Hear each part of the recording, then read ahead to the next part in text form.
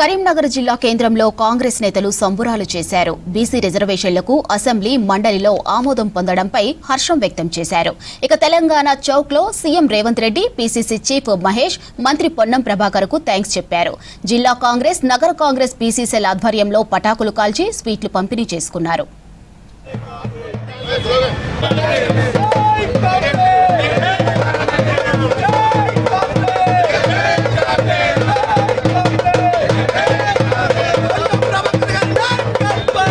బిల్లుకు సంబంధించినటువంటి విషయంలో చట్టాన్ని సవరించి తెలంగాణ రాష్ట్రమే కాకుండా యావత్ భారతదేశం ఆశ్చర్యపడే విధంగా రేవంత్ రెడ్డి గారి ఆధ్వర్యంలో, అదేవిధంగా బీసీ సంక్షేమ శాఖ మంత్రులు పొన్నం ప్రభాకర్ గారి ఆధ్వర్యంలో తెలంగాణలో ఉన్నటువంటి బీసీలందరి చట్టాన్ని 42% చేస్తూ నిన్న చేసినటువంటి 2 చట్టాలను పూర్తిగా తెలంగాణ ప్రజలను ఇప్పుడు వర్షం ఎట్లా పడుతుందో అట్లా సంతోషంలో ముంచెత్తినటువంటి సందర్భంగా అక్కడ సవరించాల్సింది పోయి పెండింగ్లో పెట్టించినటువంటి బీజేపీ బీఆర్ఎస్ ప్రభుత్వాలకు సిగ్గుపడే విధంగా ఇక్కడ నిన్న 2018 285 ఏ ప్రకారం, అదేవిధంగా 2019 29 చట్టం ప్రకారం చట్ట సవరణ చేసి తెలంగాణ మొత్తానికి 42% బీసీలకు రిజర్వేషన్ ఇచ్చినటువంటి ఘనత కేవలం కాంగ్రెస్ పార్టీది.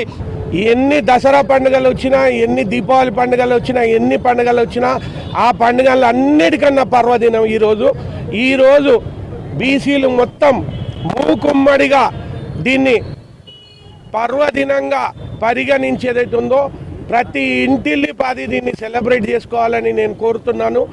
42% రాకపోతే బలహీన వర్గాలకు ఎంత అన్యాయం అవుతుంది అన్న చిన్న బాధ దుగ్ధ కూడా లేదు.